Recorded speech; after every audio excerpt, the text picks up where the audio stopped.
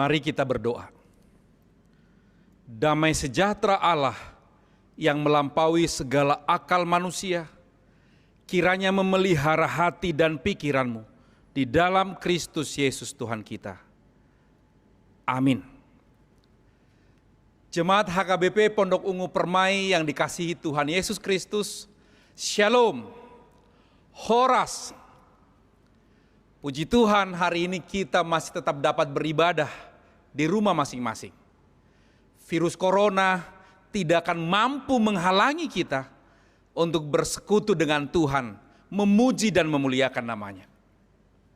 Dan puji Tuhan, hari ini Amang Inang sebagai orang tua dalam menghayati imamat orang percaya, dimampukan Tuhan memimpin ibadah di rumah, sehingga semua keluarga dapat beribadah hari ini kepada Tuhan. Biarlah semua jemaat HKBP Pondok Ungu Permai memberi waktu yang terbaik untuk memuji dan memuliakan namanya. Jemaat yang dikasihi Tuhan Yesus Kristus, firman Tuhan hari ini dari Injil Matius pasal 27 ayat 1 hingga ayat yang ke-10. Saya bacakan untuk kita sekalian. Ketika hari mulai siang, semua imam kepala dan tua-tua bangsa Yahudi berkumpul dan mengambil keputusan untuk membunuh Yesus. Mereka membelenggu dia, lalu membawanya dan menyerahkannya kepada Pilatus, wali negeri itu. Pada waktu Yudas yang menyerahkan dia, melihat bahwa Yesus telah dijatuhi hukuman mati, menyesallah ia. Lalu ia mengembalikan uang yang 30 perak itu kepada imam kepala dan tua-tua itu. Dan berkata, "Aku telah berdosa karena menyerahkan darah orang yang tak bersalah." Tetapi jawab mereka, "Apa urusan kami dengan itu? Itu urusanmu sendiri." Maka ia pun melemparkan uang perak itu ke dalam bait suci, lalu pergi dari situ dan menggantung diri. Imam-imam kepala mengambil uang perak itu dan berkata, "Tidak diperbolehkan memasukkan uang ini ke dalam peti persembahan, sebab ini uang darah." Sesudah berunding, mereka membeli dengan uang itu tanah yang disebut tanah tukang periuk untuk dijadikan tempat pekuburan orang asing. Itulah sebabnya tanah itu sampai pada hari ini disebut tanah darah. Dengan demikian genaplah firman yang disampaikan oleh Nabi Yeremia. Mereka menerima 30 uang perak, yaitu harga yang ditetapkan untuk seorang menurut penilaian yang berlaku di antara orang Israel. Dan mereka memberikan uang itu untuk tanah tukang periuk, seperti yang dipesankan Tuhan kepadaku. Demikian firman Tuhan. Jemaat HKBP Pondok Ungu Permai yang dikasihi Tuhan Yesus Kristus, sebenarnya kegiatan jual beli itu adalah kegiatan yang baik dan menarik, karena dengan kegiatan itu menguntungkan kedua belah pihak antara penjual dan pembeli. Dalam transaksi itu, kedua belah pihak sama-sama diuntungkan, simbiosis mutualisme. Bahkan sampai saat ini, jemaat kita terus mengasah skill, mengasah kemampuannya untuk menjadi penjual, seller. Baik secara offline maupun secara online. Jemaat kita berlomba-lomba untuk berjualan. Dan pembelinya juga adalah sesama jemaat kita. Dalam transaksi jual beli ada relasi yang terbangun. Tetapi tentu saja tidak semua hal boleh dijual atau dibeli. kemanusiaan, tidak untuk diperjualbelikan. Manusia bukanlah produk yang dapat diperjualbelikan. Mungkin kita heran mendengar, emang ada yang menjual manusia? Saat ini dunia terus melawan penjualan manusia atau yang disebut dengan human trafficking. Sebab human trafficking adalah eksploitasi terhadap manusia. Itu sebabnya terus-menerus seluruh dunia melawan human trafficking. Jemaat yang dikasihi Tuhan Yesus Kristus, dalam sebuah transaksi jual beli, di sana terlibat antara penjual dan pembeli. Dari kisah yang kita baca ini, kita melihat keduanya, antara pembeli dan penjual. Yang pertama adalah imam-imam kepala dan tua-tua Yahudi yang membeli nyawa Yesus seharga 30 uang perak.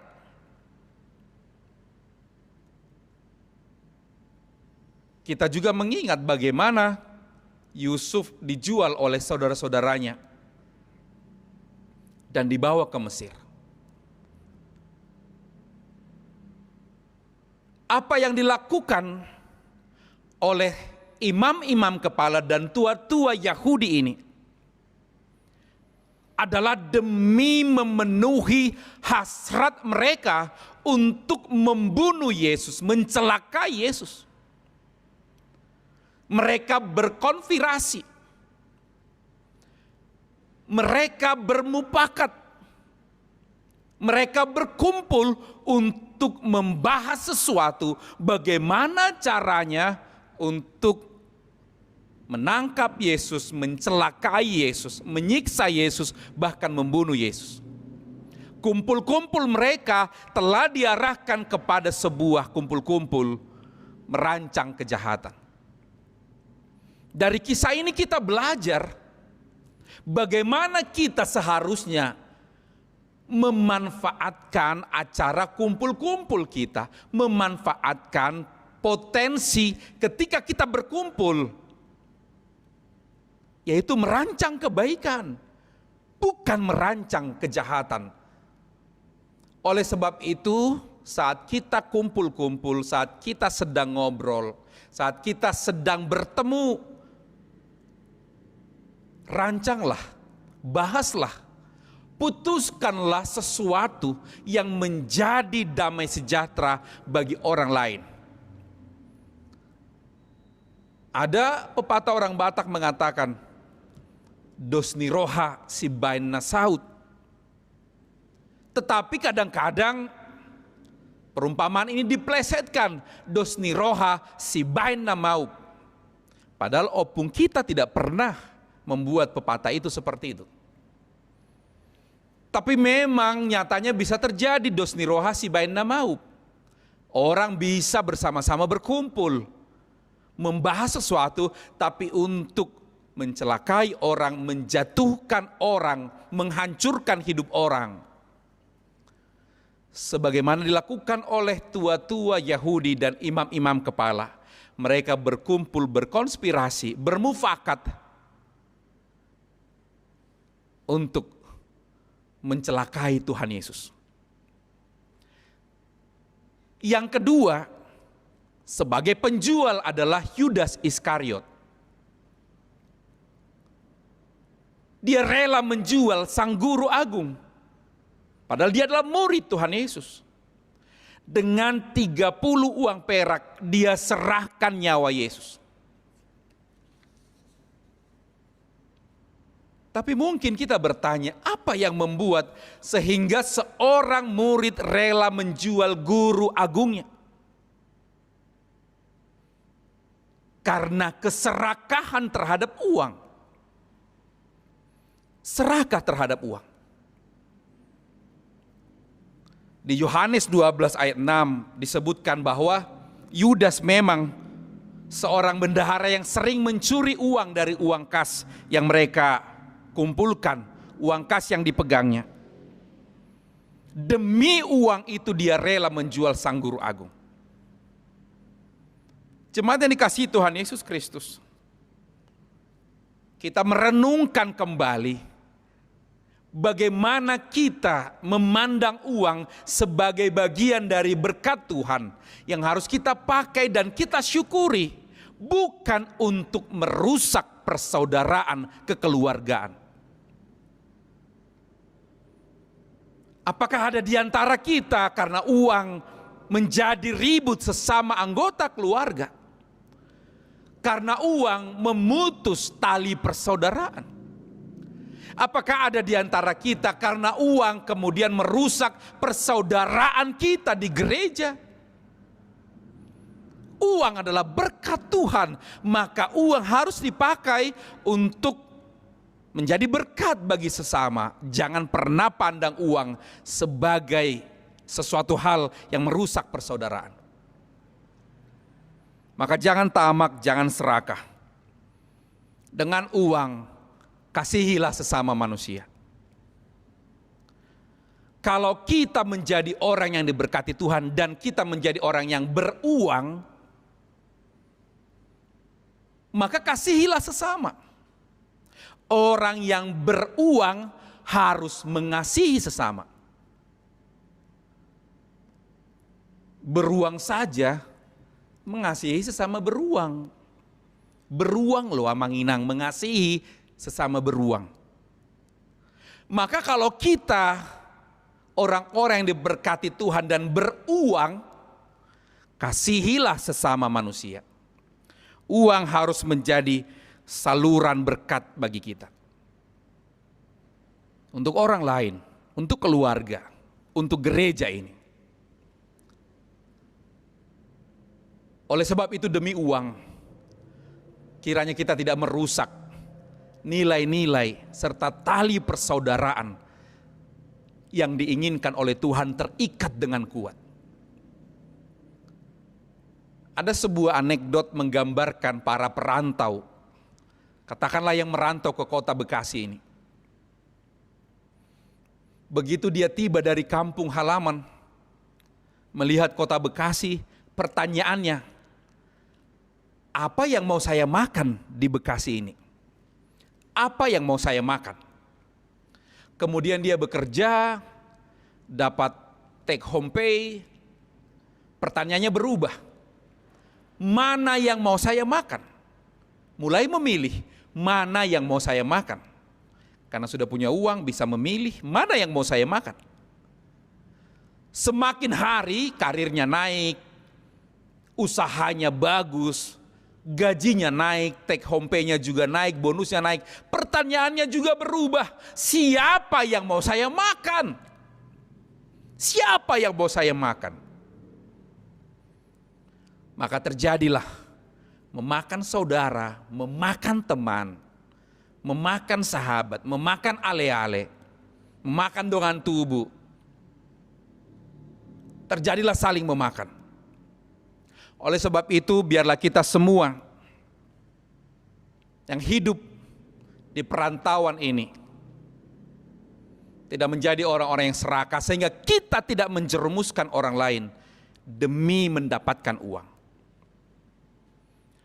Jemaat yang dikasihi oleh Tuhan Yesus Kristus, dari kisah ini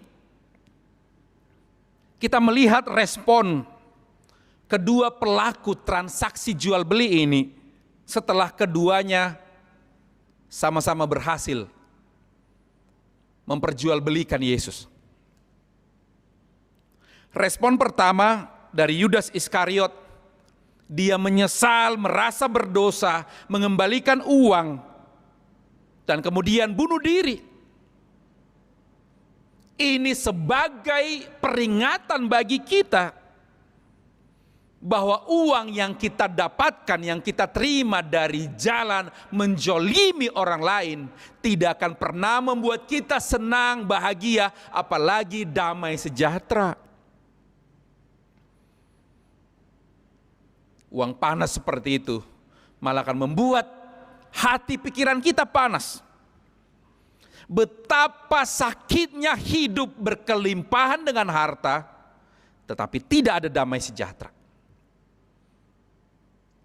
Ini mengingatkan kita, bekerjalah, carilah uang dari jalan berkat Tuhan. Terutama dalam masa-masa pandemi ini, Amang Inang yang terdampak secara ekonomi, Amang Inang kesulitan mendapatkan uang, berhenti dari pekerjaan. Berkreasilah, berjualanlah, dapatkanlah uang dari berkat Tuhan. Sekecil apapun itu, sesederhana apapun hidup kita, karena itu dari berkat Tuhan, maka Dia akan menghadirkan damai sejahtera. Tetap kuat Amang Inang yang terdampak secara ekonomi, tetap sabar. Tuhan menunjukkan kemurahan rezeki kepada Amang Inang dan keluarga. Kita percaya Tuhan tidak akan membiarkan umatnya lapar dan terkapar. Maka dapatkanlah rezeki, dapatkanlah uang, bukan karena merugikan orang lain, bukan karena mengambil hak orang lain. Kita bekerja, Amang Inang berjualan offline maupun online. Kiranya semakin banyak yang mengorder, banyak yang membeli. Berkat Tuhan tercurah buat Amang Inang semua. Buat seluruh keluarga jemaat HKBP Pondok Ungu Permai. Tuhan tidak biarkan kekurangan. Jemaat yang dikasihi oleh Tuhan Yesus Kristus. Respon kedua dari imam kepala dan tua-tua Yahudi, mereka tidak mau tahu. Sekalipun melihat Yudas Iskariot menyesal, tapi mereka tidak mau tahu, tidak peduli. Ketidakpeduliannya membuat mereka mengeraskan hati, bahkan sampai 2 nyawa melayang.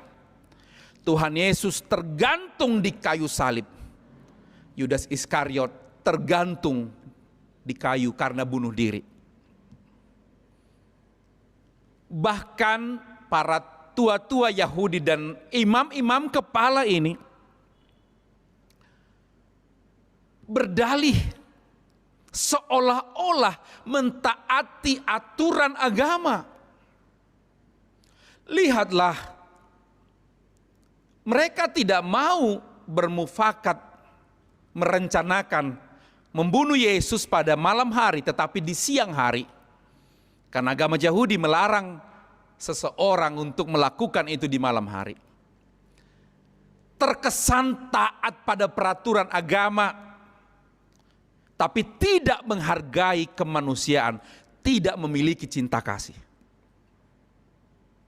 Begitu juga uang 30 perak yang dilemparkan oleh Yudas. Mereka katakan ini tidak boleh masuk ke peti persembahan karena ini uang darah. Terkesan menghargai uang, terkesan menghargai kekudusan persembahan.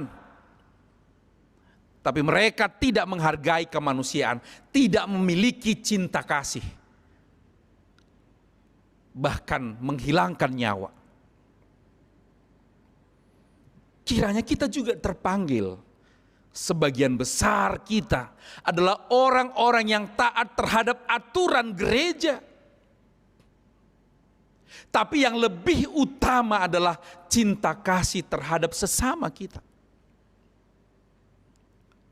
Cinta kasih terhadap keluarga. Cinta kasih terhadap kemanusiaan. Biarlah kita saling mengasihi satu sama lain. Jemaat yang dikasihi oleh Tuhan Yesus Kristus. Sebagai korban dari kezoliman orang-orang, Yesus disalibkan, tetapi peristiwa itu justru dipakai Allah sebagai jalan keselamatan. Manusia bisa merancang yang jahat, tapi Tuhan merancang yang baik. Kematian Yesus menjadi keselamatan bagi kita. Demikian juga Yusuf. yang dijual oleh saudara-saudaranya dan dibawa ke Mesir. Saudaranya merancang yang jahat, tapi peristiwa itu justru dipakai Tuhan mempersiapkan Yusuf menjadi pemimpin di tanah Mesir. Setiap pengalaman kita, ketika kita dijolimi, dijahati oleh orang lain, saat kita berserah kepada Tuhan, Tuhan akan selalu membela para korban. Tuhan akan selalu membela para korban. Maka serahkan hidupmu ketika engkau dijahati orang, dijahati keluargamu, serahkan hidupmu kepada Tuhan. Jangan sampai Tuhan bingung saat kita menjadi korban. Tuhan ingin memeluk. Kamu korban Inang, kamu korban Amang, kata Tuhan. Sini aku peluk, aku membelamu, aku menyertaimu. Tapi tiba-tiba sang korban ini lebih beringas. Dan bahkan lebih jahat lagi. Tidak ada bedanya dengan pelaku. Dan Tuhan pun mungkin bingung. Ini sekarang siapa yang pelaku, siapa yang korban? Sarupa juga nak. Ketika ada orang yang menjahati kita, serahkan hidup kita ke tangan Tuhan. Sebab tangannya yang maha agung akan terus menjaga dan menopang serta memberkati kita. Sama seperti Yusuf yang dijual oleh saudara-saudaranya. Dalam Kejadian 45 dikisahkan bagaimana Yusuf melakukan pengampunan terhadap saudara-saudara yang menjualnya. Ketika saudara-saudaranya kelaparan, kekurangan gandum, mereka datang ke Mesir, bertemu dengan Yusuf. Lalu saat itu Yusuf katakan kepada semua staf-stafnya, tolong keluar dari ruangan ini, aku ingin bersama-sama dengan mereka. Lalu tinggallah Yusuf bersama dengan saudara-saudaranya dalam ruangan itu. Dan menangislah Yusuf sekeras-kerasnya.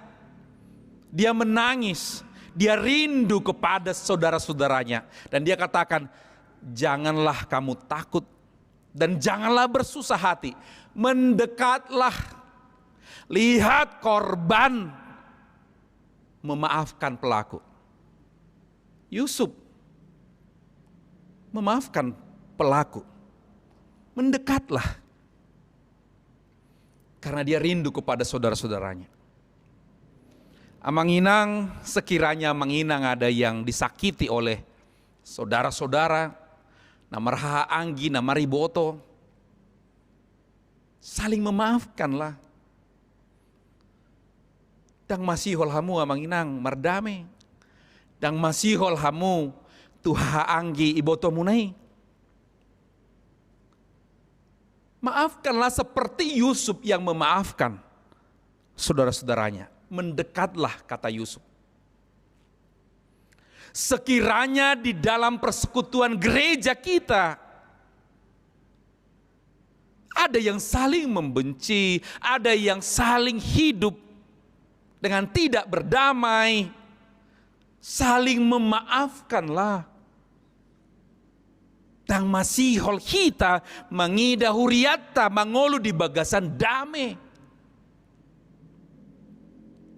Seperti Yusuf katakan, mendekatlah. Marilah saling memaafkan. Katakan kepada yang lain, mendekatlah.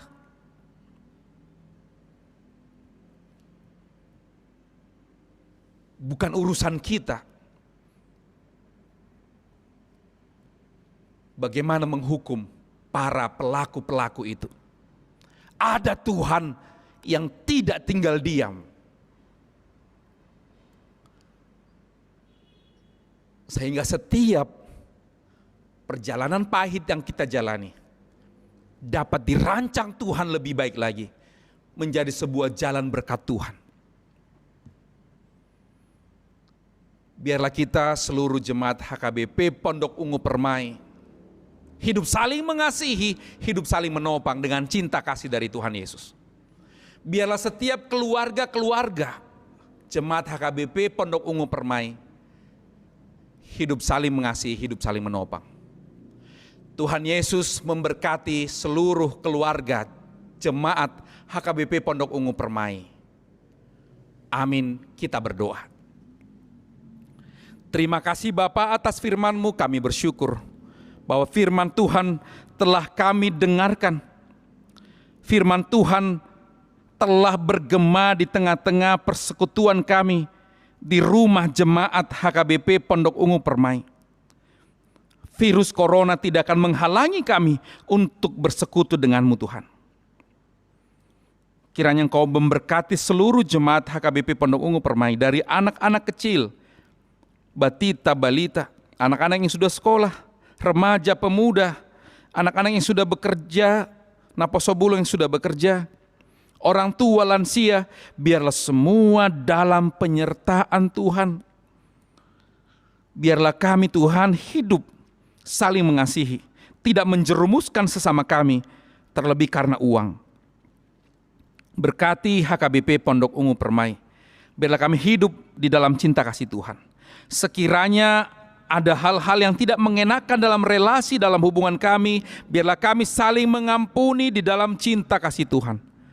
Tidak ada dendam, tidak ada kebencian. Semua berdamai karena kasih setia Tuhan. Karena Tuhan Yesus telah mati berkorban di kayu salib demi hidup kami.